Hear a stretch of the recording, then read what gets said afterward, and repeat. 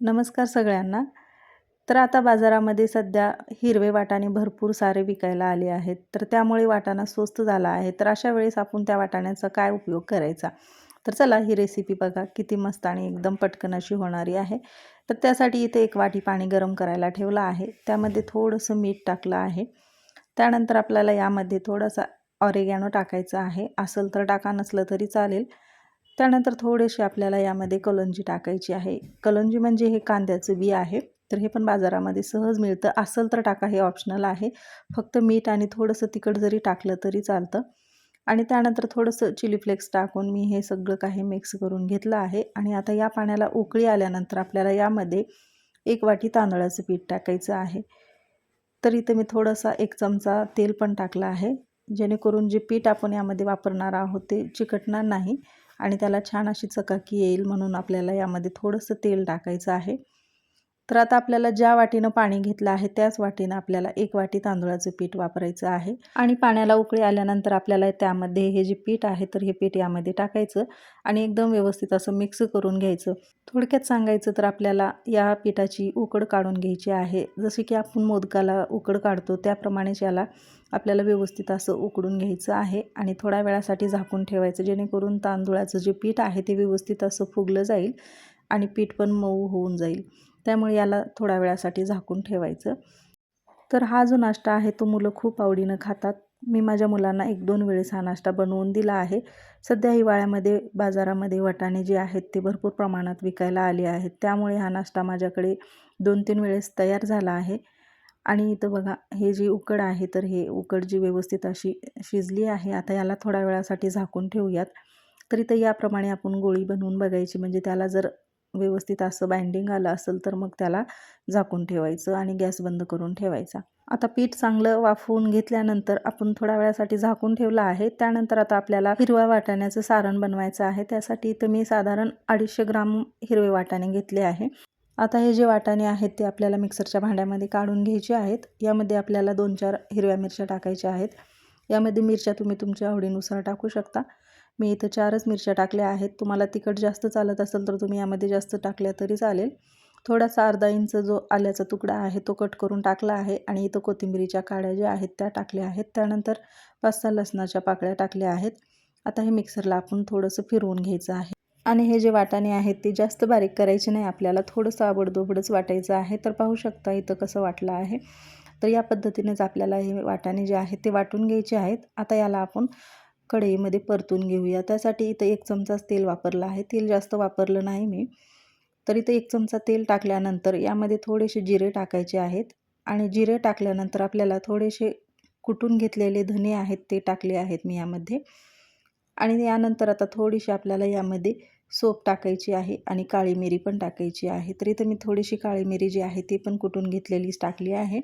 त्यानंतर यामध्ये थोडीशी सोप टाकली आहे आणि सोप पण कुटून घेऊनच टाकली आहे. त्यानंतर थोडीशी हळद टाका, जेणेकरून कलर जो आहे तो एकदम छान येईल, म्हणून यामध्ये थोडीशी हळद टाकायची. आणि त्यानंतर वाटून घेतलेलं जे वाटाण्याचं बॅटर आहे ते यामध्ये टाकायचं आणि या मिश्रणाला आता एकदम कमी गॅसवरच परतून घ्यायचं.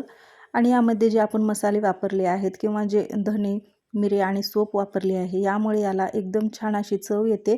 जसे की आपण बाहेरची कचोरी आणतो आणि खातो त्यावेळेस जशी चव येते तशी ह्या मिश्रणाला चव येते. त्यामुळे यामध्ये ते टाकणं गरजेचंच आहे. तर त्यानंतर इथं थोडंसं जे मीठ आहे ते यामध्ये टाकलं आहे. मीठ पण चवीनुसारच टाका, कारण जे आपण तांदळाची उकड काढली आहे त्यामध्ये पण मीठ वापरलं आहे.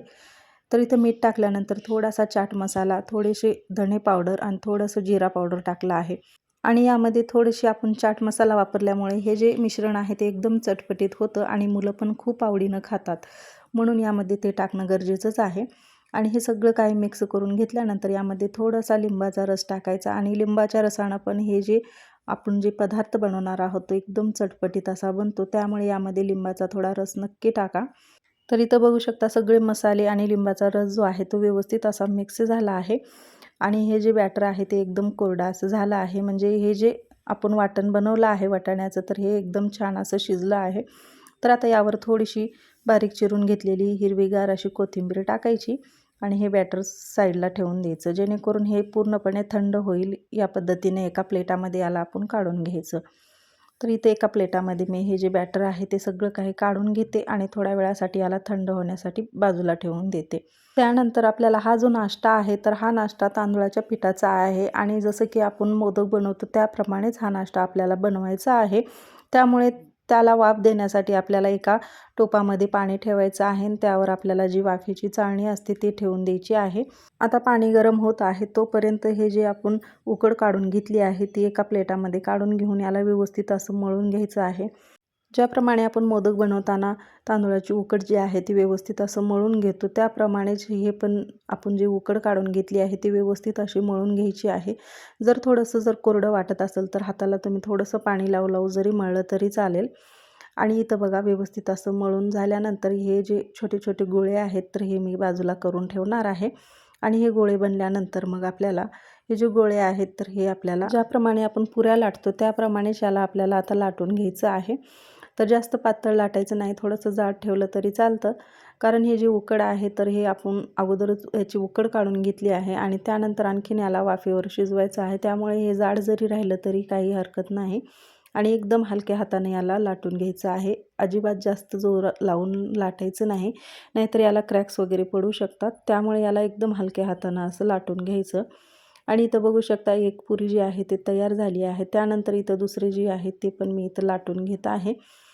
हा जो पदार्थ आहे तो मी या पद्धतीने बनवत आहे. तर तुम्हाला जर मोदकाच्या शेपमध्ये बनवायचा असेल तरी बनवू शकता. कारण हा पदार्थ जो आहे तो तुम्ही तुमच्या मनावर म्हणजे तुमच्या आवडीनं पण बनवू शकता. तर मी जे बनवलं आहे तर त्याऐवजी तुम्ही यामध्ये थोडंसं मोदकाचं जे साचा असतो त्या साच्यामध्ये जरी हे बॅटर घालून मग तुम्ही मोदक जरी बनवलेत तरी खूप छान होतं आणि मुलं पण खूप आवडीनं खातील. त्यामुळे त्यांना वेगवेगळ्या प्रकारचे शेप्स बनवून देऊ शकता. तर इथं बघू शकता जी वाटी आहे तर त्या वाटीने मी याच्या छोट्या-छोट्या मस्त अशा पुऱ्या बनवल्या आहेत. म्हणजे याच्या ज्या क्रॅक्स केलेल्या कडा होत्या त्या काढून टाकल्या आणि त्यानंतर यावर थोडंसं जे मिश्रण बनवलं होतं वाटाण्याचं ते ठेवलं आणि त्याला व्यवस्थित असं पसरवून घ्यायचं. आणि हे पसरवल्यानंतर आपल्याला ही जी दुसरी पुरी आहे ती त्यावर ठेवायची आहे. तर असा काही नाश्ता आहे. खूप छान आणि एकदम भन्नाट असा हा नाश्ता लागतो. हे जे मिश्रण आहे ते व्यवस्थित पसरवून घेतल्यानंतर मी थोडंसं पाणी लावलं आहे साईडनं. कारण काय होणार आहे आपण जेव्हा याला उकडायला ठेवणार आहोत म्हणजे वाफेवर ठेवणार आहोत त्यावेळेस थोड्याशा याच्या कडा ज्या आहेत त्या ओपन होतील म्हणून याला थोडंसं पाणी लावायचं जेणेकरून हे व्यवस्थित असं चिकटलं जाईल आणि हे अजिबात ओपन वगैरे होणार नाही. त्यामुळे याला व्यवस्थित असं पॅक करून टाकायचं. तर इथं मी डिझायनीसाठी थोडासा जो काटा चमचा असतो त्याने मी याला थोडीशी जी डिझाईन आहे ती बनवली आहे. तर ही डिझाईन बनवणं ऑप्शनल आहे. बनवू वाटलं बनवा, नाही बनवलं तरी चालेल. पण मुलं खूप आवडीनं खातात म्हणून मी ही अशी डिझाईन बनवली आहे. तर खूप छान आणि एकदम मस्त अशी ही रेसिपी तयार झाली होती. तर ही नाश्त्याला तुम्ही सकाळी पण बनवू शकता. त्यानंतर इव्हिनिंगला जर तुमच्या मुलांना छोट्या भुकेसाठी जरी बनवलात तरी खूप आवडीनं खातील. त्यानंतर टिफिनमध्ये पण तुम्ही लंचमध्ये पण तुम्ही तुमच्या मुलांना देऊ शकता. तर या पद्धतीची ही रेसिपी आहे. खूप छान होते. तर ही पहिली पद्धत जी आहे ती मी तुम्हाला दाखवली आहे. तर इथं मी छोट्या-छोट्या पुऱ्या लाटल्या होत्या पहिल्या वेळेस. आता इथं मी तुम्हाला दाखवत आहे की मोठा गोळा घ्यायचा म्हणजे एकदाच आपल्याला मोठी पोळी लाटून घ्यायची आहे आणि त्यानंतर आपल्याला त्यापासून 2 छोट्या-छोट्या पुऱ्या बनवायच्या आहेत. तर इथं हे जे आहे ते मी तेल थोडंसं लावत आहे म्हणजे चिकटत नाही म्हणून मी याला थोडंसं तेल लावून मग याला व्यवस्थित असं लाटून घेतले आहे. आणि बघू शकता तुम्ही हे जी उकड आहे ती व्यवस्थित झाल्यामुळे याला अजिबात क्रॅक्स वगैरे पडत नाहीत आणि हे जी आपण पोळी लाटली आहे ती अजिबात तुटत वगैरे नाही. त्यामुळे उकड जी आहे ती एकदम व्यवस्थित अशी काढून घ्या. तर बघू शकता इथं पोळी लाटून झाल्यानंतर याला वाटीच्या साह्यानं व्यवस्थित असं गोल करून घेतला आहे. म्हणजे ह्याचे जे आकार आहे तो एकसारखा बनल आणि आपण जो नाश्ता बनवणार आहोत तो पण एकदम छान असा दिसेल म्हणून याला एकाच वाटीनं आपल्याला आकार द्यायचा आहे. म्हणजे एका साईजमध्ये सगळ्या काही पुऱ्या दिसतील. याऐवजी तुम्ही ग्लास पण घेतला तरी चालेल. तर इथं बघू शकता जसं पहिलं बनवलं आहे त्याप्रमाणेच मी इथं दुसरा पण जो नाश्ता आहे तो बनवत आहे.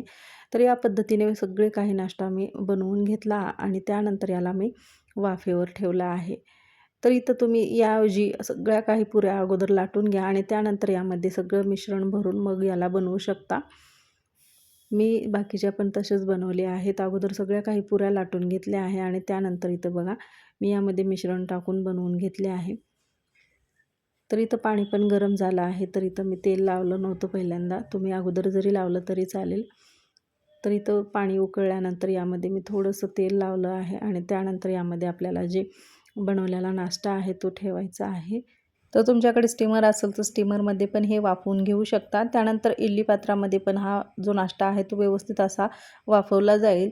तर तुम्ही इडली पात्र पण वापरू शकता. तर बघू शकता यामध्ये मी 5 बनवले आहेत, तर ते 5 पण ठेवले आहेत. तर इथे ॲडजस्ट करून मी सगळे काही यामध्ये ठेवून दिले आहे. त्यानंतर एक 5 मिनिट याला वाफ काढून घेतली आहे आणि 5 मिनिटानंतर याला ओपन करून पाहिलं आहे मी.